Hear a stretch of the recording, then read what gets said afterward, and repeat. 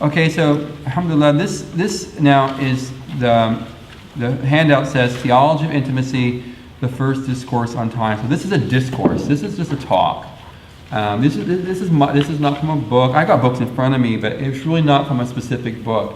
What I did was I came with this idea probably in 2005. I took the word theology and I broke it down. It was an acronym, and where I wanted to talk about aspects of intimacy, or unsiyat. The idea of uns, like the word uns, Arabic, or intimacy, or in a sense of loving intimacy, is considered by some jurists or linguists to be the root of the word insan, the idea that of human, of person. While some say it's nasa, the idea of forgetfulness. So you have the idea that humans are forgetful, and yet they also have an intimate relationship with God. But they're forgetful of the one they should have an intimate relationship with. Sounds like any marriage. So the idea then of developing an intimacy is important. So theology then, I've taken these words and the word theology, and so today for the T for theology is about time. About time. And how to have time. So the first thing is, I have a quote there from Ibn Ata'Allah, Al-Anfus Jawahir, which means breaths are precious jewels. Al-Anfus Jawahir. It's very beautiful. Your breath is a precious jewel. You only have so many jewels in the treasure chest of your life. You've only been given so many. And every day, you are taking out a number of breaths. I've recommended this if you want to do something. I had this idea. Get a jar of jelly beans. I don't care, put jelly beans in it. You know, they're halal, jelly beans. And put 365 jelly beans in it, or if you want to do a lunar Muslim Islamic year, about 354, 55 beans, depends on whether you see the moon or not. You can always have a few extra beans there just in case you have to. And every day take out a bean. Or not a bean. Put in something else that the idea of going out and maybe you want to put in, if it's not a bean, then maybe a dry bean. Take the bean out, hit it with a hammer, pick up all those dry beans, go outside and blow it in the air. That was one day of your life. Where you actually tick away the days of your life. Because your days are like that. They are these moments right now, and that moment is gone. And interesting is all of our yesterdays now are like just memories for us. And they're not even complete. The class I just had is gone. There's a recording of it right there. But for each of us here, it's just a series now of broken memories. And that's what your life is like. And the future is a blank tape. You have no idea what's coming. So it's just this moment. So what I want to do then is this is a very serious point. How do you have to really take these breaths that you have, the anfus, and they are your jewels. They are precious for you. They are precious things, and you only have a limited amount. In the qadr, in the decree of God, you've only been given a limited amount of them. And the day you were born and you took that first breath, when you came out of your mother's womb, that was the moment they were being taken away from your account. They're being debited out until you get down to zero. So be mindful of them. It's such an important thing that in the spiritual traditions, in tasawwuf, there are disciplines of how you actually, for each breath, you can create a dhikr for it. For some Naqshbandis, for example, an inhalation and exhalation with La ilaha illallah. So each time you're breathing in, and you do this so that every breath counts. Every breath counts. Allah Ta'ala says, وَقَالُوا, they will say, مَا هِيَ إِلَّا حَيَاتُنَا, it is only our life of the world, الدُّنْيا. نَمُوتُ, we die, وَنَحْيَا, and we live, وَمَا يُهْلِكُنَا, and nothing destroys us, إِلَّا دَهَرْ, except time, دَهَرْ. وَمَا لَهُمْ بِذَلِكَ مِنْ عِلْمٍ, and they have no knowledge of that. إِنْ هُمْ إِلَّا يَظُنُّونَ, they are only people who have conjecture. So I've translated there. They say it is only our life of this world. We die and live. Nothing destroys us except time, dahr. They have no knowledge of that. They only have conjecture, dhan. Well, so this is dhan. It's a conjecture of theirs. I also wanted to, and that's why I have the tafsir in front of me, from Surah Hadith, which I thought I had written here on the text, but I may not have put it there, because yesterday I was thinking about this, but it came to me. And it's a verse I've cited before, but we'll get to there.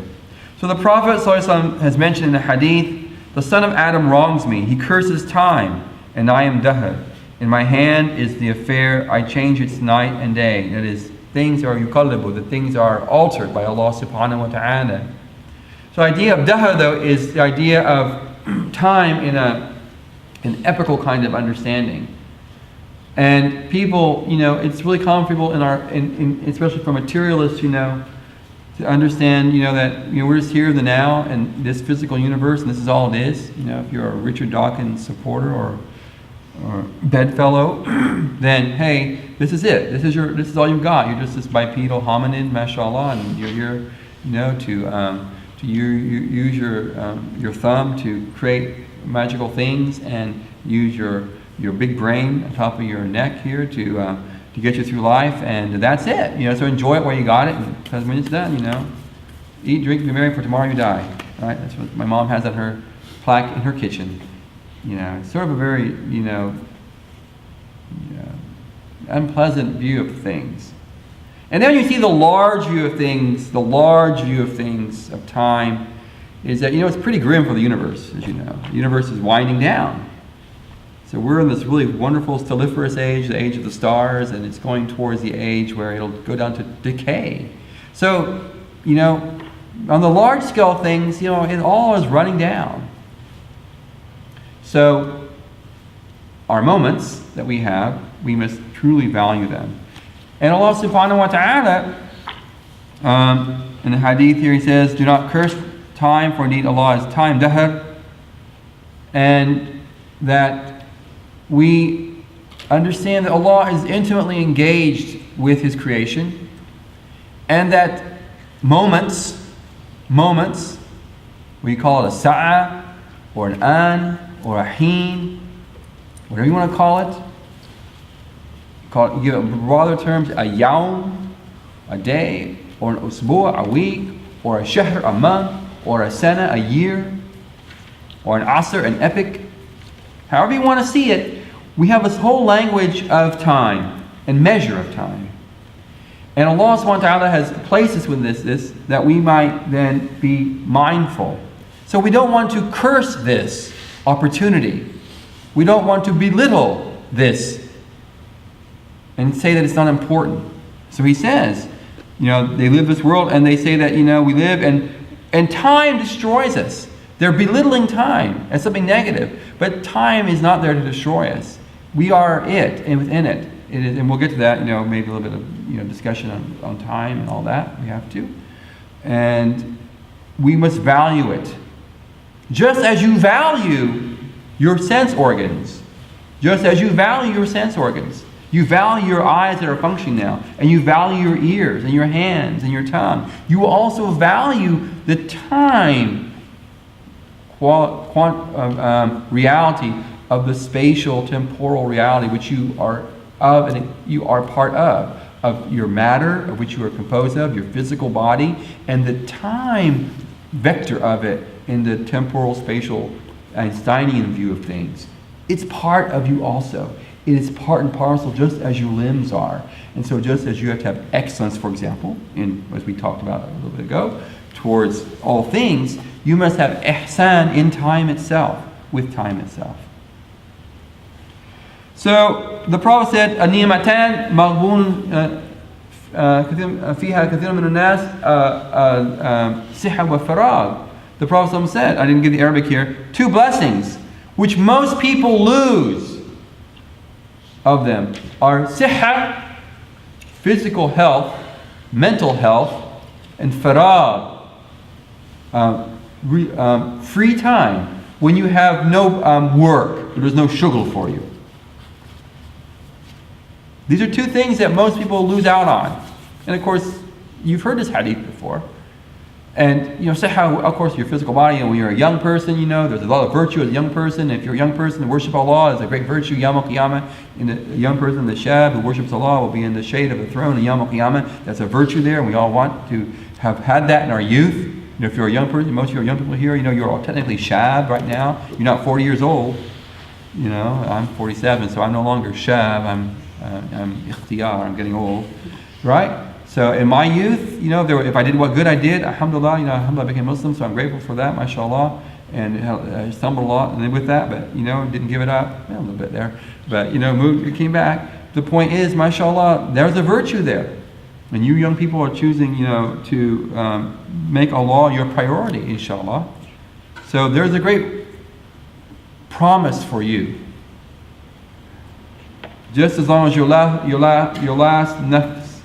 nafas, your last breath is with Allah. That last jawhar, when you take out your last jewel, don't take out pyrite, fool's gold. Don't take out doubt, shak, fear, khawf, when your final breath leaves you. You want it to be the most precious breath, the one on iman. As you're exhaling your final breath, you're saying, La ilaha illallah. This is what you want. This is what you should strive for. So, Allah Ta'ala warns us in the Quran, Yunadunahum. It's called out to them. Called out to them. They call out to them. Who are these? Whom? Here are the munafiqun, the dissimulators, those who show 2 faces with God. Alam nakun ma'akum, on Yawm al-Qiyamah. They will say to the mu'minun, were we not with you? They will say that the believers will say, Bala, indeed, you most certainly were with us.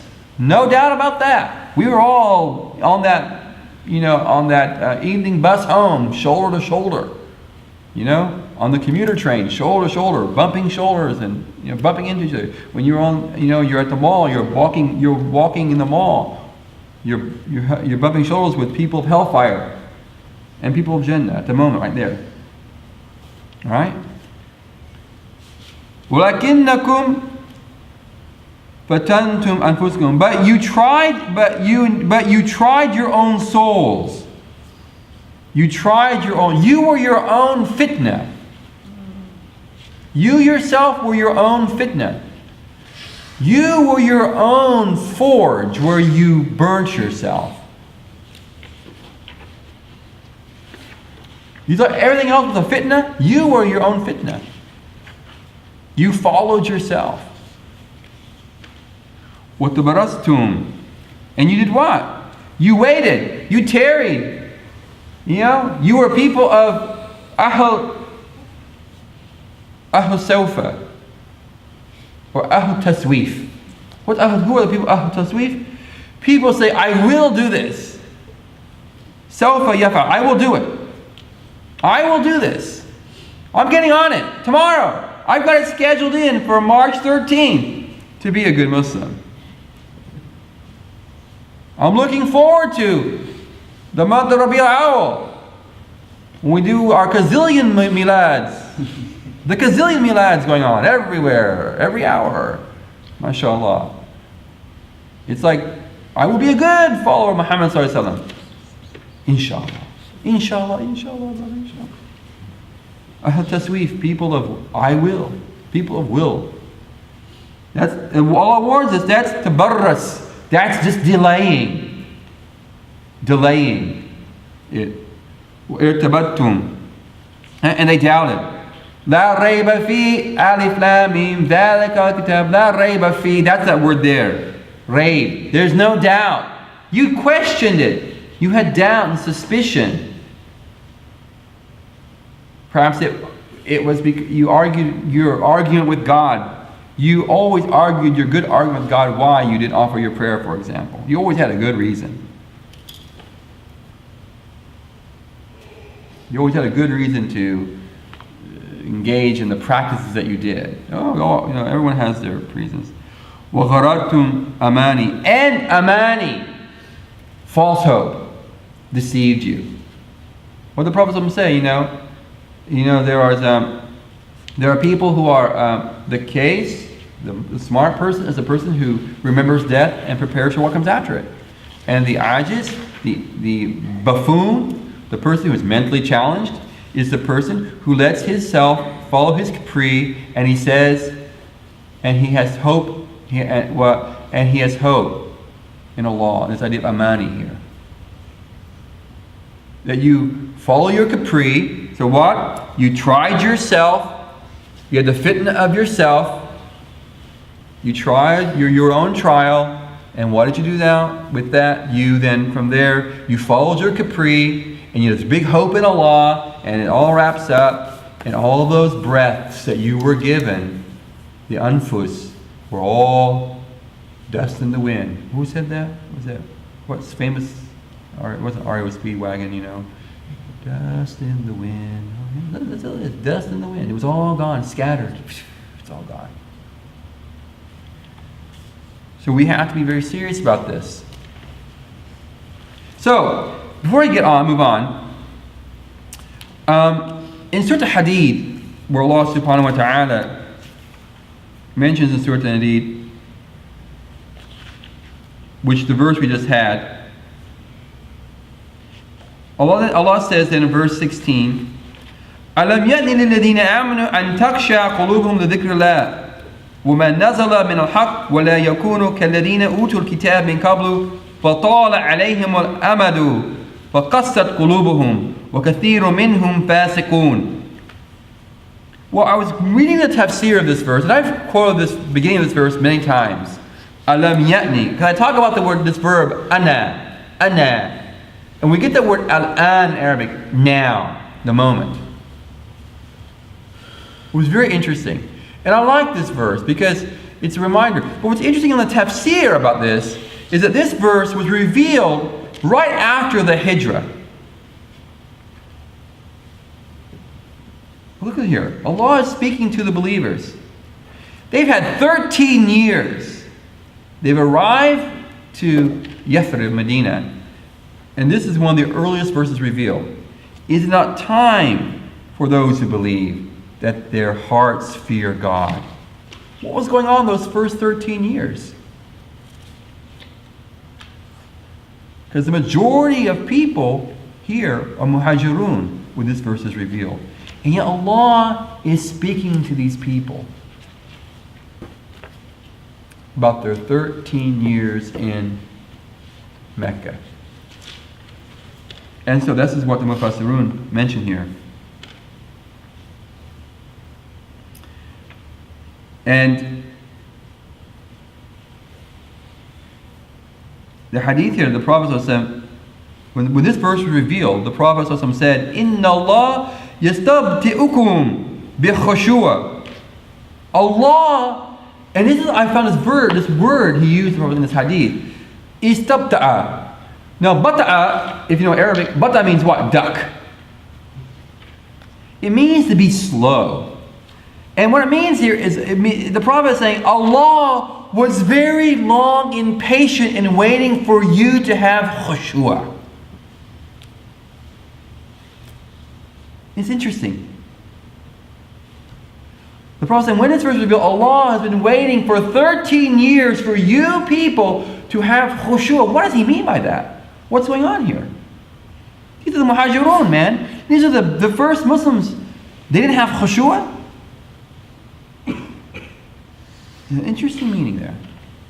But what's happening now in Medina? See, everything in Mecca was very easy. You had to have faith. Believe in God and stay steadfast in that belief despite what the Quraysh will say to you. But as soon as you arrive to Medina, the city, you get madan. You become civilized.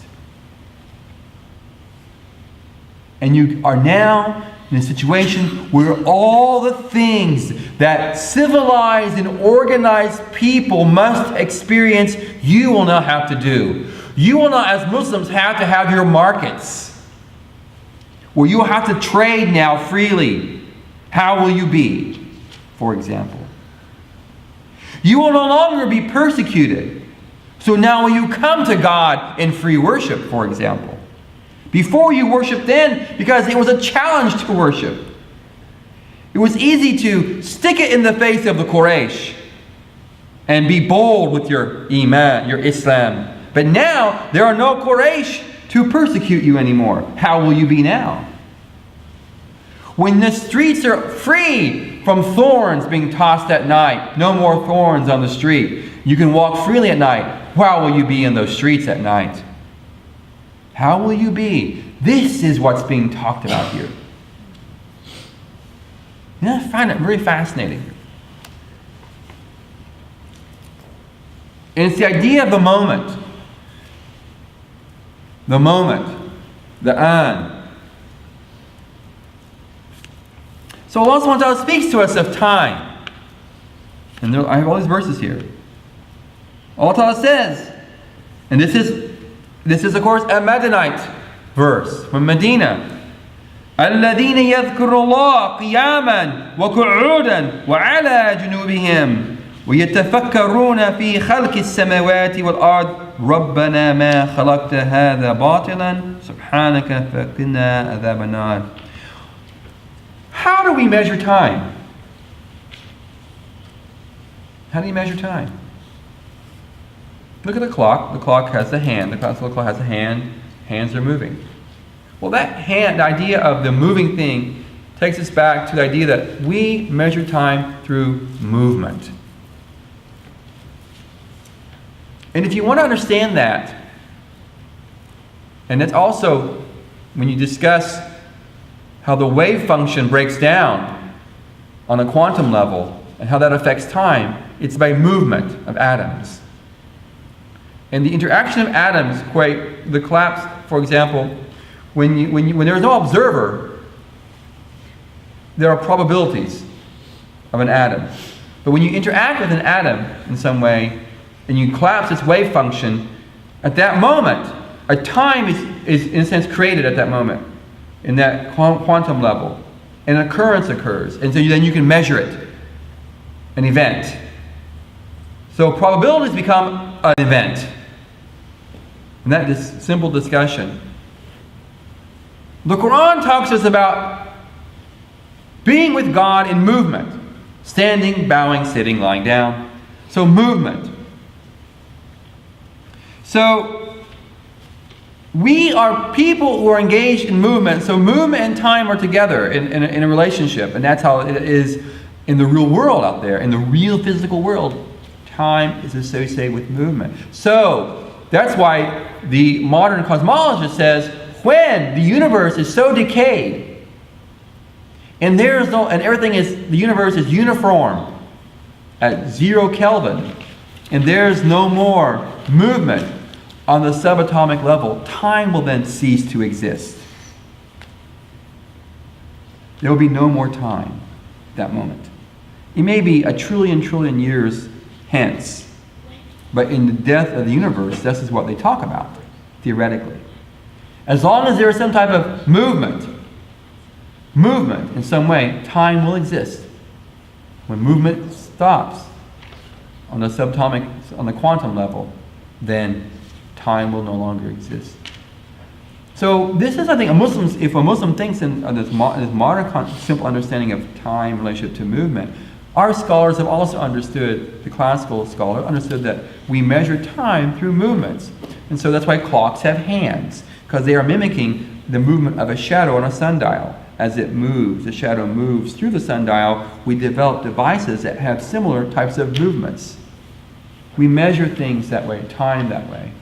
And so Allah Ta'ala says, Ashamsu wa qamar bihusban, the moon, the sun, and the moon in their measured courses. Right? I quoted here verse, another verse, but what I want to look at here is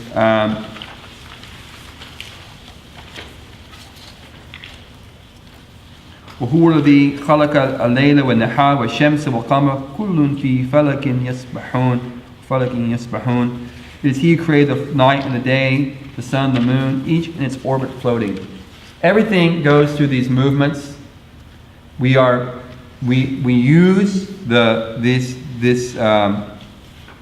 these celestial objects in order to measure movement. We use the decay of cesium for our atomic clocks to measure time. So decay is an act of movement on the atomic level. So movement is very important for time measurement. And so Allah has placed these objects in the sky.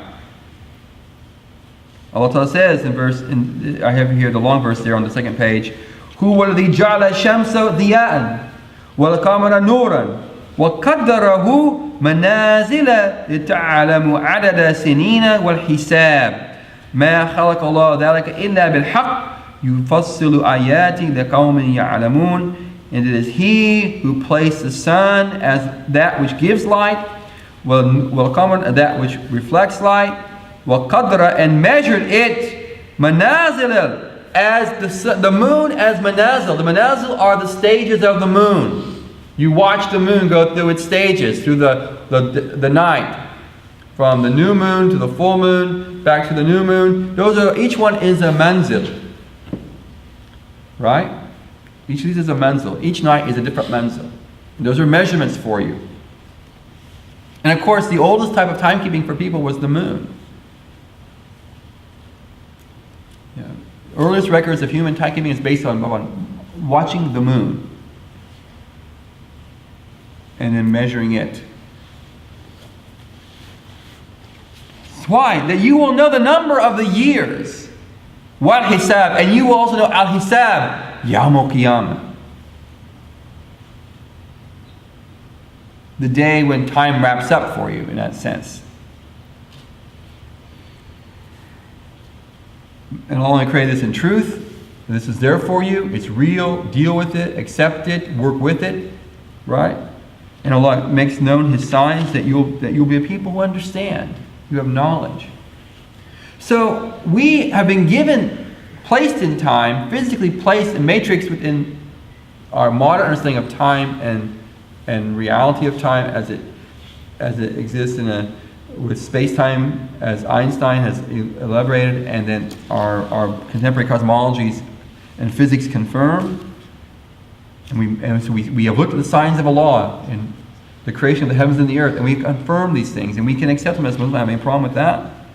But those things are there that we might be reminded of our anfus, of our breaths. It's a big sign for you, so take it seriously. And make your movements of measuring yourself, standing, sitting, lying down. Make these movements for God.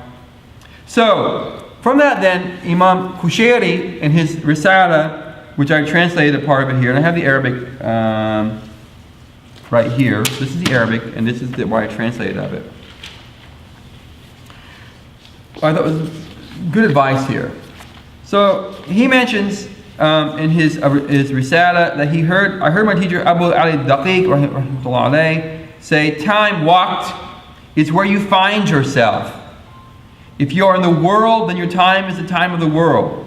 If you are in the place of judgment, the uqba, then the place of judgment is your time. If you are joyful, then joy is your time. If you are sad, then sadness is your time.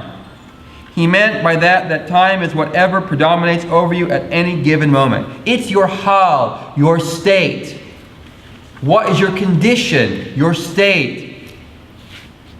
Every moment. That's your time. So how are you dealing with it?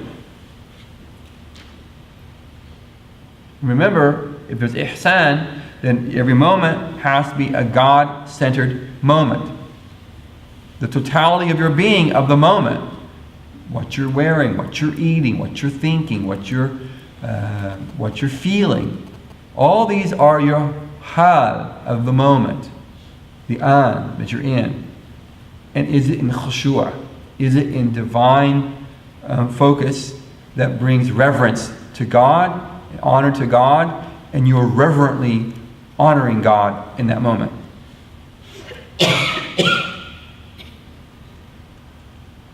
And he said, however, some people say insight mean by time that which exists between two temporal realities. Interesting. And then he mentions here Sufi ibn Waqt. The Sufi is a child of the waqt, the child of the moment. The true person of God, if I use that word Sufi as he's using it in this context. Because what did Imam Kushairi define a Sufi? He said what? A Sufi was an Ahl Sunnah person of taqwa. He's not a person of creedal. He has a very specific concept of Sufi here. He says Sufi is a term we use today, just as Sahaba were a term in their time, or the Tabi'een were a term in their time, or the Tabi'een was a term in his time, or the Zahid or the Abid was a term in the time of the great Imams.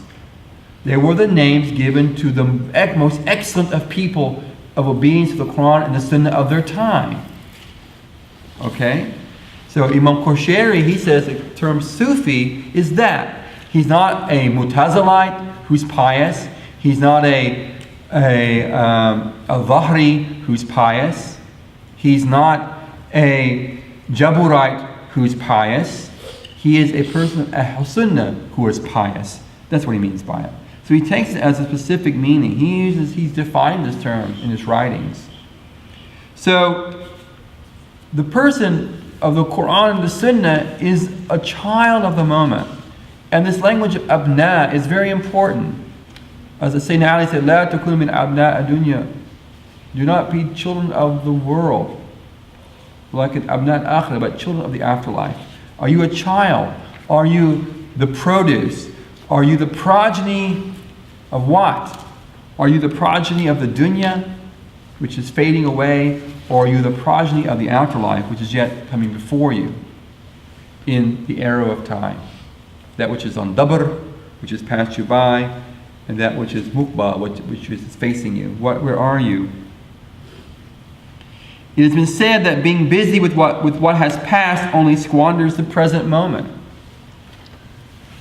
You can think about all the things you did wrong in your life right now with God. And you can sit down there and twiddle your thumbs. Or you can roll up your sleeves and you can make tawbah, because tawbah is the gateway to every good. Returning back to God, whether it's making an official tawbah for your transgressions, your missteps, whatever it is. Tawbah is the beginning of everything with God. So your first moment of time should be a moment of tawbah, reminding yourself to return back to Allah subhanahu wa ta'ala. So by now you should be understanding that you are being placed in this world. Time is a part and parcel of what you've been given, as much as every other part of you is of the ni'mahs of Allah. Just as your hands, just as your feet, and everything about you which will be asked on the Yawm al-Qiyamah. So you'll be asked about your time, your temporal reality also. How did you spend your time? So you need to then bring your lives together.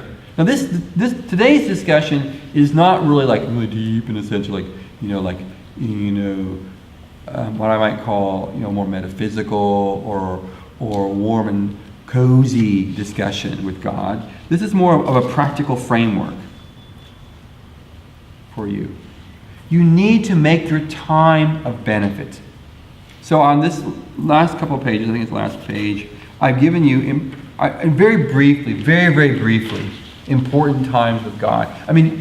I have Imam Nawawi's Adhkar in front of me right here. He goes on and on of hadith about what you can do at Fajr time, what you can do at the time of before Zawal, and the time of Zawal, and before Asr, and from Asr to Maghrib, and after Maghrib to Isha. Because we Muslims break down our time with our prayers. The Muslim's clock has those things on the face of his clock.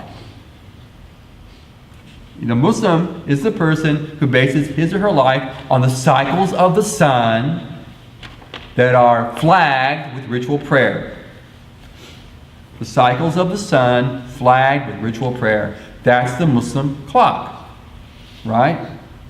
So we need to then engage ourselves with our following the course of the sun. And so if you go to Imam Nawawi's Adhkar, it's like page after page after page of various ahadith or references to ayat of the Quran about time management. That sounds so very American, time management. So Imam Nawawi begins his discussion here. He says, "Babu hathu ala dhikr Allah ta'ala ba'da salat subh." The discussion on the remembrance of God after the morning ritual prayer. He says, "I'lam ana ashrafu awqati dhikr fi nahar dhikr ba'da salat subh." The most noble, beneficial, the best, sharafli, most honored time, the most noble of times of divine remembrance of the day is the remembrance after performing the morning ritual prayer. So, after you've offered your morning prayer, that is very important time for you. I know you want to brush your teeth and get your socks on and put your tie and fix your hijab and put your underarm over and your deodorant on and make sure you're all looking good. But that is okay. But you really need to honor this time. Honor this time. So I give you something simple to do here. The Prophet ﷺ said, "He who says La ilaha illallah wahdahu la sharika la lahul mulk wal hamd yuhyi wa yu'is." There's a misspell there. Yuhyi wa yumeet wa huwa ala kulli shay'in qadir. 10 times. After completing the morning ritual prayer, we'll acquire 10 hasanat. 10 sayyat, the opposite of hasanat, which we already discussed today when we talked about ihsan, that is, sin will be effaced.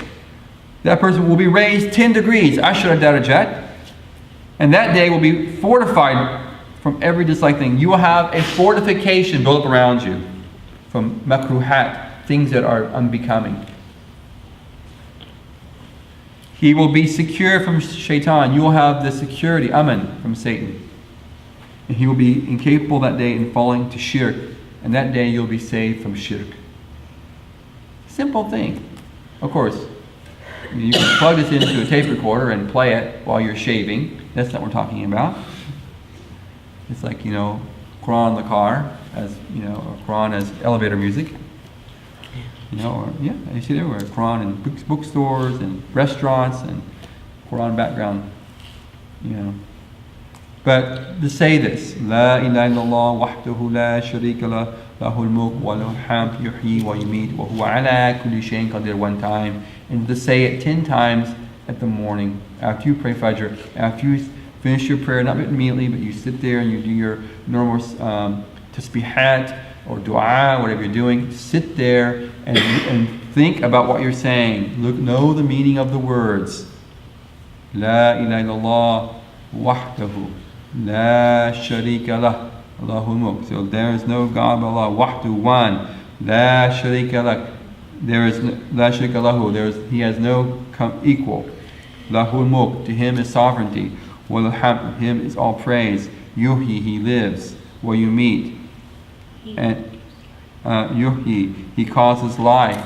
Wa yumeet. And he causes to die. Wa huwa ala kulli shay'in qadir. He is qadr, and decree and power of all things. And then you want Allah to what? Make your day. You want Him to give you You want Allah to enliven your day, right? And you want Allah to slay anything that is going to interfere and impede that day, because on that day you are a barter of your soul. You are a tajir. You are a man who goes out to deal in his soul, and you're either going to have a loss or a gain in your soul that day. So how are you going to be? Well, this is a means for you to help yourself, to equip yourself.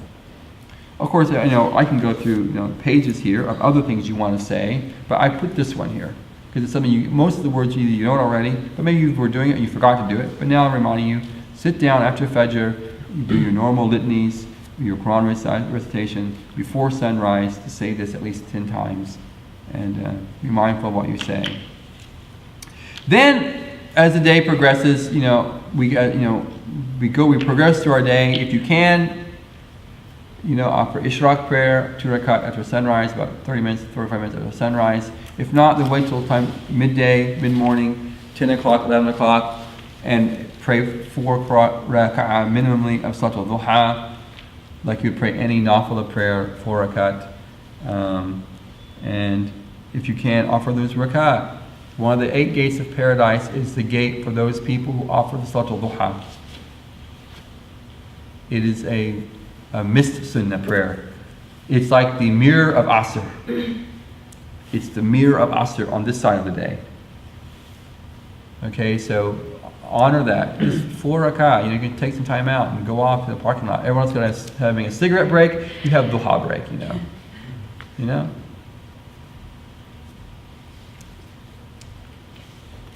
So take that time out. Midday.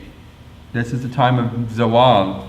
The Messenger of Allah ﷺ would offer 4 cycles of ritual prayer when the sun had passed its zenith before the dhuhr prayer was offered, saying, "It is a moment when the doors of heaven are open, so I love that a righteous deed ascends at that time to them."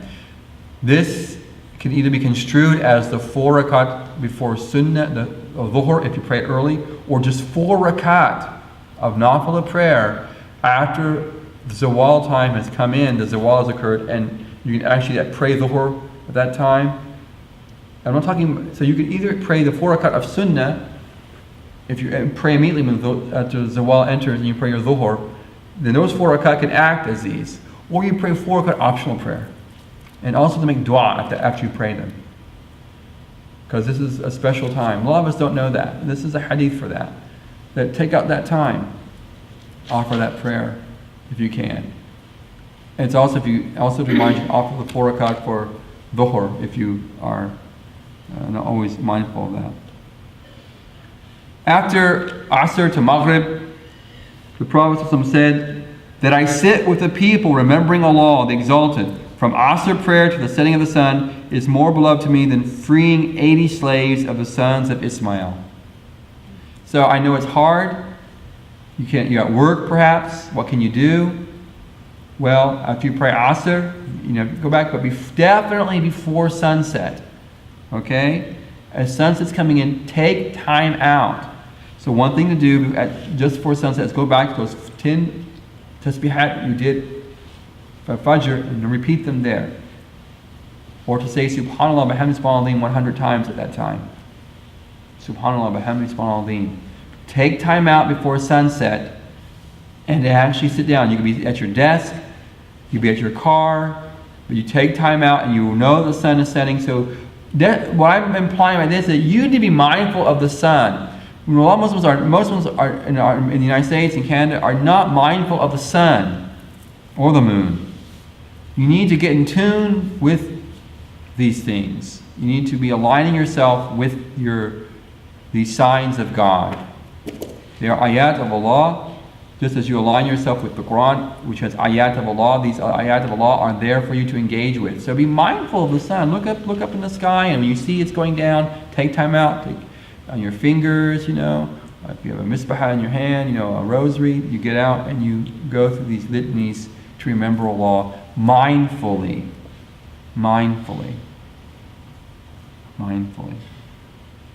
Now going back then, before I go on, I'm going to finish this here, and going back then to the verse that we read about people who, remember Allah qiyaman wa qu'udan wa ala junubihim. That's your everything.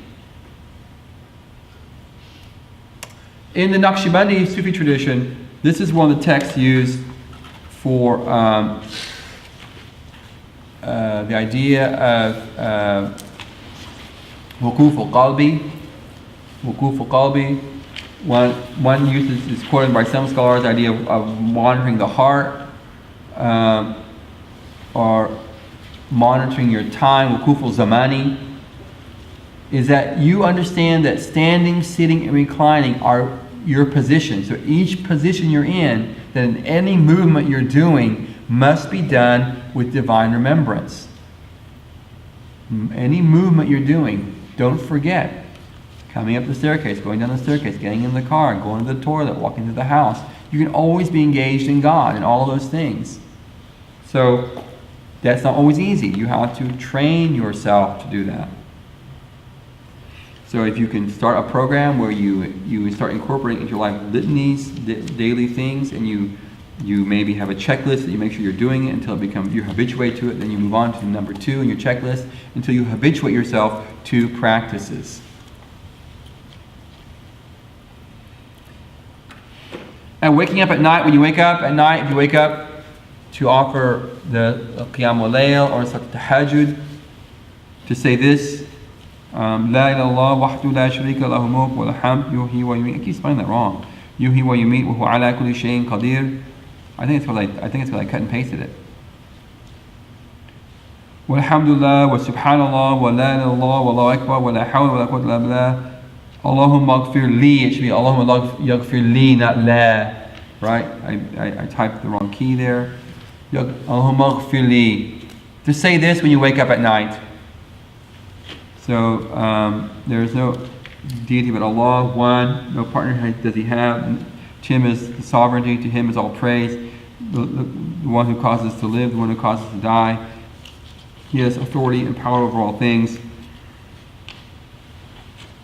Praise be to God, magnified is God. There is no God but God. God is greater than all other things. There's no power and strength except in Allah. Oh Allah, forgive me. Allahumma ighfir li. To try to say this when you wake up at night. And then Ibn Rajab, in another book of his, on Mawasim, on the seasons, he talks about seasons. And he mentions that, very briefly here, about springtime. In his whole discussion on springtime is a season for you to remember not to be deceived by the world. Because what's springtime about? It's about zinat hayati, it's about the beautiful things of the world. It's about fresh leaves and fresh flowers and everything's new.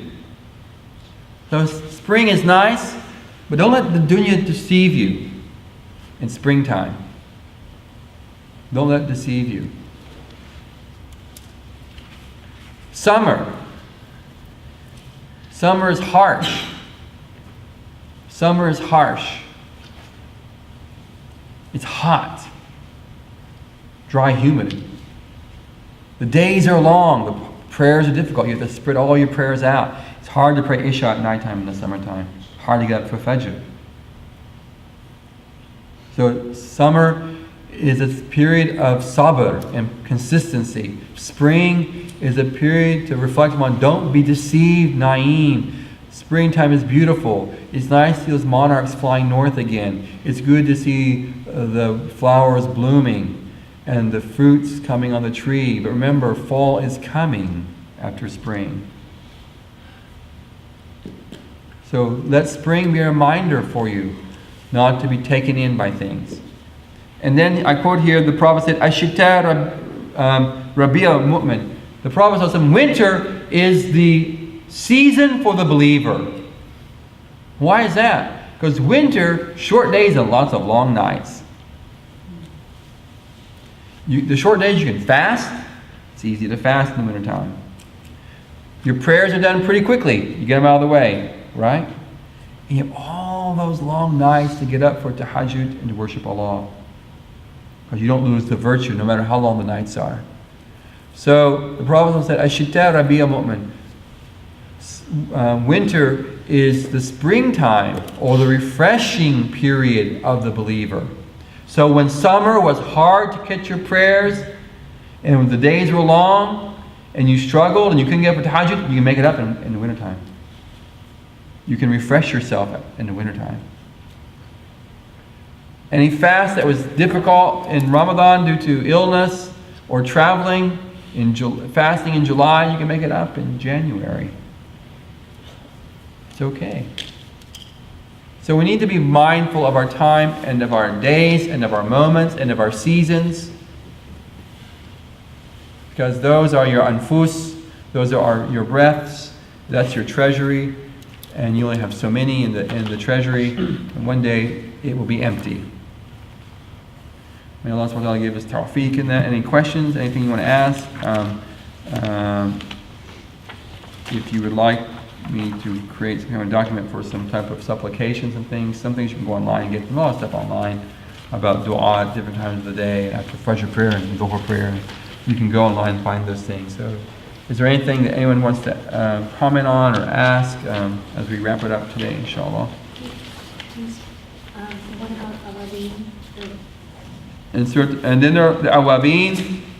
There's a lot of virtue of after Maghrib to Isha. Okay? So one thing is to offer these Awabin. Awab is to be humble before God. So the idea of offering extra rakat after you have offered your 2 rakat sunnah of Maghrib. It could be, 2, 4, 6, 8 rakat, 20 if you want, of just optional prayers. Remember, as you wait for the monasticism of Islam, is waiting between adhans for prayer. So we have a type of monasticism, Rahmaniyat in Islam, according to the Prophet ﷺ, that is waiting between prayers. So if you can take the time out, to arrange it when you can do that. Probably be easier during the summer or late spring because you're not at work anymore. You can sit after Maghrib and wait. You need to take that time out. Basically, I'm reminding you, you have this is, organize yourself with a schedule of daily practices and mindfulness of God. Be mindful of God, of your moments, in your movements, because that's how your time is wrapped up in that. And may Allah give you all tawfiq, and give us all tawfiq in that. Subhanaka Allahumma bihamdik, nashhadu an la ilaha illa ant, nastaghfiruka wa natubu ilayk. Wa sallallahu ala sayyidina Muhammad wa ala alihi wa sahbihi ajma'in. Walhamdulillahi rabbil alamin. Al-Fatiha.